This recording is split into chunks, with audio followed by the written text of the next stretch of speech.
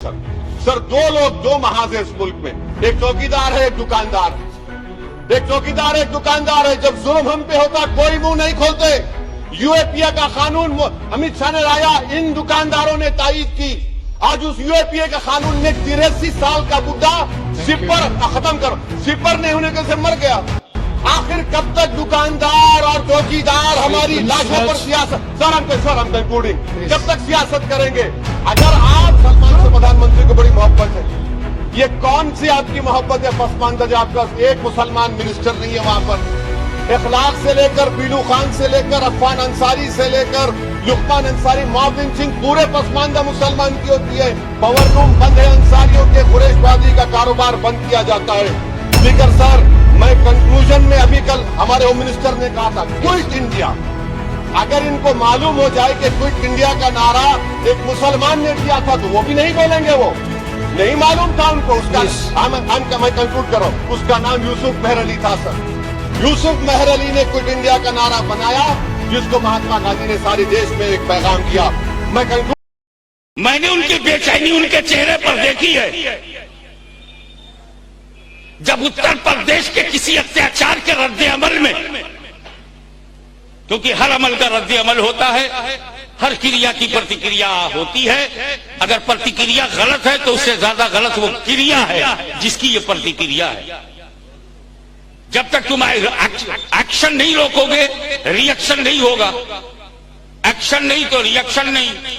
ये एक scientific truth है, यूनिवर्सल सच्चाई है कि अगर एक्शन होगा तो रिएक्शन भी होगा।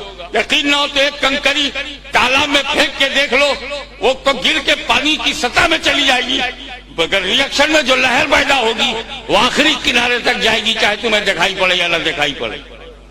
लेकिन जब एक्शन ये हो कि इबादत गाह मिसमार हो जाए, जब एक्शन ये हो कि मीनारे टूट जाए, जब एक्शन ये हो कि गुंबद तोड़ दिया जाए, जब एक्शन ये हो कि उसे मिसमार करके जमीन दोष कर दिया जाए, जब एक्शन ये हो कि सैकड़ों मकानों को आग लगा दी जाए, जब एक्शन ये हो कि बेशुमार लोगों को तहे तहस कर दिया जाए, तो उसका नेचुरल रिएक्शन होगा। हम उस एक्शन की भी भर्त्सना करते हैं, इस रिएक्शन की भी भर्त्सना करते हैं, क्योंकि बुरी बात का रिएक्शन बुरा होता है। हाँ, अगर कोई रोक ले, बुरी बात के रिएक्शन को नियंत्रित कर ले, काबू में कर ले, तो वही इस्लाम का जानने वाला और इस्लाम से हासिल करने वाला और इस्लाम की सच्चाई के करीब होने वाला आदमी बन जाएगा। इसलिए कि ये सिफत इस्लाम में है कि अगर कोई तुम पे जुल्म करे उसका जवाब जुल्म से मत दो, क्योंकि अगर लक्ष्य अच्छा है तो, अगर टारगेट सही है तो तरीका भी सही होना चाहिए। लेकिन हुआ क्या? जो एक्शन प्लान फैजाबाद की गोद में तैयार किया गया, उसका रिएक्शन जब बंबई में कुछ लोगों ने किया तो जो किए वो तो खैरियत से निकल गए। जो नहीं जानते थे कि क्या हो गया और क्या होगा वही पकड़े गए। आज भी बहुत से लोग डिमांड पे हैं, जो मास्टरमाइंड लोग तो हाथ में बहुत कम आए, लेकिन ये रिएक्शन था, इतना शदीद रिएक्शन था कि चुन चुन कर उन अत्याचारियों को मारना था जिन्होंने बंबई के माथे पे कलंक का टीका लगाया, जिन्होंने इंसानियत को दागदार किया, मानवता को चोट पहुंचा। उन्हें चुन कर पकड़ना चाहिए था, मगर मास लेवल पर नतीजा ये निकला कि जो जानते तक नहीं उनकी दुकानें जल गई, जो इस चीज को सही समझते नहीं उनके मकाने फूंक दिए गए, इंसानों का खून बहने लगा। मैं कहता हूं मुस्लिम मसाइल में न वो हमें शिया देख के मार रहे थे, न बौरी देख के मार रहे थे, न देवबंदी देख के मार रहे थे, न बरेलवी देख के मार रहे थे, सिर्फ मुसलमान कहलाने की सजा दे रहे थे। जब एक्शन ये हो कि मुसलमान कहलाने वालों को जीने नहीं दिया जाएगा, तो रिएक्शन ये है कि मुसलमान कहलाने वालों को जमा होकर अपनी समस्याओं का समाधान करना चाहिए। इसी जज्बे का नाम अब्दुल कुद्दूस कश्मीरी था। वो बदअकीदों का साथी नहीं था, वो एक प्यासे को पानी पिलाना है। अब जब प्यास शदीद हो, प्यासा पानी से प्यासे मर रहा हो, पानी चाहिए, मगर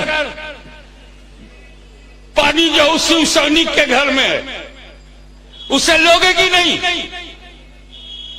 पूछो इमाम साहब से, कभी ये फंस जाए मुजफ्फरपुर में हिंदू मार्केट में फंस जाए और भूख इतनी तेज लगी हो कि खाए बगैर चैन नहीं, तो ये हिंदू होटल में शाकाहारी भोजन करेंगे कि नहीं?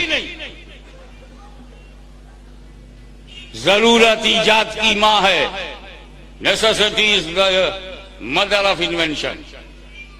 अबे तुम्हें जरूरत पड़ती है तब तुम धर्म नहीं देखते, दुनियावी जरूरत, यही तो कहोगे ना, दुनियावी जरूरत। हाँ, फसादात को रोकना हमारी दुनियावी जरूरत है।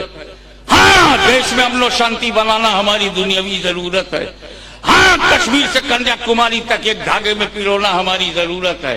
हाँ, आपस में मिलजुल करके जीना और जीने दो, जियो जीने दो को फार्मूले पर अमल करना हमारी जरूरत है। इसी के लिए उलमा काउंसिल वजूद में आई है। उलमा काउंसिल मसलक के इंतजाम की बात नहीं करती, अकायद के इत्तेहाद की बात नहीं करती, बल्कि हालात से टकराने के लिए इत्तेहाद की दावत देती है, मसाइल को हल करने के लिए। वरना आपको अभी शागिर्द के शागिर्द हो, अशरफुल उलमा ने इस पोस्ट को इसीलिए एक्सेप्ट किया था।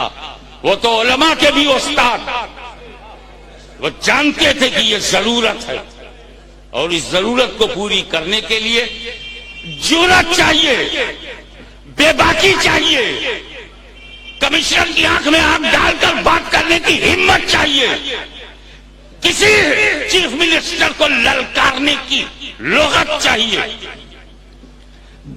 इतनी हिम्मत है आज की मस्जिद के चंद इमामों को छोड़कर, जिनको मैं पर्सनली जानता हूं कि जरी हैं, बेबाक हैं, इमामत की शान है, उस मनसब की पहचान है, लेकिन ये जो बरसाती मेढक की तरह गुटर करते हैं पानी देख देख के, अरे सूखे तालाब पे मेढक भी नहीं बोलता, उसको हरियाली चाहिए। तो जब तक 10-12 सेठ की हरियाली है, उन्हीं को खुश करने के लिए बोल दिया जाता है। समस्या मसले को हल करना जुर्रत है, बेबाकी है। मैं ये जानता हूं कि मैं अपनी तीसरी दुनिया में इस वक्त मौजूद हूं। आलम अरवा से बाकी पेट में ये दोनों दुनिया में क्रॉस कर चुका हूं, तीसरी दुनिया में हूं, चौथी में मुझे जाना है। इसलिए मैंने सच सच आपको बता दिया कि उलमा काउंसिल से पर फतवा देने वाले न उलमा काउंसिल के अल्लामा ज़हीरुद्दीन खान साहब के अकायद और नजरियात को जानते हुए अगर वो जुर्रत कर रहे हैं तो वो नुकसान पहुंचा रहे हैं, मिल्लत इस्लामिया को नुकसान पहुंचा रहे हैं। अलीगढ़ यूनिवर्सिटी पे हमला होता है तो बरेलवी देवबंदी समझ के नहीं, उर्दू को जब खत्म किया जाता है तो देवबंदी बरेलवी समझ के नहीं, मुसलमानों की जुबान है, मुसलमानों का कल्चर है, मुसलमानों की तहजीब है, हमें वो मुसलमान समझ के हमला कर रहे हैं, तुम बरेलवी बन के मुकाबला करोगे। इसलिए मुसलमान कहलाने वाले सबको जमा करो, फातिमी भी हो, आजमी भी हो, हाशमी भी हो, कासिमी भी हो, सब बैठें अलीगढ़ को बचाएं, सब बैठें उर्दू को बचाएं, सब बैठें मिल्लत को बचाएं, सब बैठें जमात को बचाएं, सब बैठें दुकानों को बचाएं, सब बैठें मकानों को बचाएं, सब बैठें आवाज को बचाएं। रही सुन्नी मसाइल तो उसमें जब हमारे बड़े को किसी की जरूरत नहीं, अबे सुन्नी मसाइल को हल करने के लिए हमें हाफिज मिल्लत की जरूरत, सुन्नी मसाइल हल करने के लिए मुजाहिद मिल्लत की जरूरत। अब समझिए, मजहबी मसाइल, आलिमी मसाइल, मुल्की मसाइल, मुस्लिम मसाइल, सुन्नी मसाइल। मुल्की मसाइल में तो हम ईरान की मदद लेंगे, सरबराह है वो कभी सुन्नियों से मदद मांगेंगे, क्या बोरियों के प्रॉब्लम हल कीजिए, कभी नहीं मांगेंगे।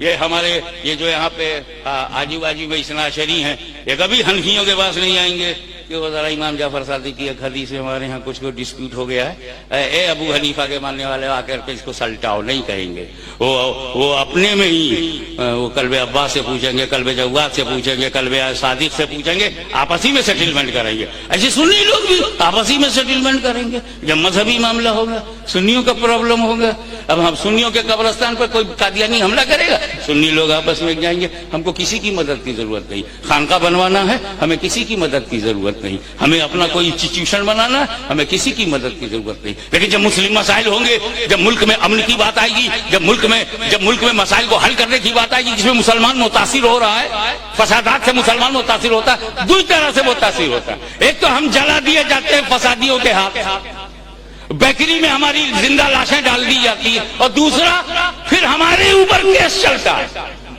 हम डबल मार खाते हैं। अब ये मसला हल नहीं होना चाहिए। इमाम साहब, आपकी 5 वक्त की नमाज तय हो गई, आप खुश हो गए? हमें देखिए, हमें जिंदा बेकरी में डाला जाता है, फिर हम ही पे मुकदमा चलता है, फिर हमारे ही गवाह को खरीद लिया जाता है, फिर हमारा ही गवाह 3 किस्म की गवाहियां देने लगता है, फिर कोर्ट उसी गवाह पे शुबहा करने लगती है, फिर कोर्ट उसे भी अंदर कर देता है। आखिर ये सारा प्रॉब्लम क्यों? क्योंकि मुसलमान आपस में बैठकर समस्याओं का समाधान नहीं कर रहे हैं। यही अब्दुल कुद्दूस कश्मीरी चाहता था, चाहते चाहते अपने रब से मिल गया, चाहते चाहते अपने रब से मिल गया, और ये पैगाम दे गया कि अकेला चना भार नहीं फोड़ सकता।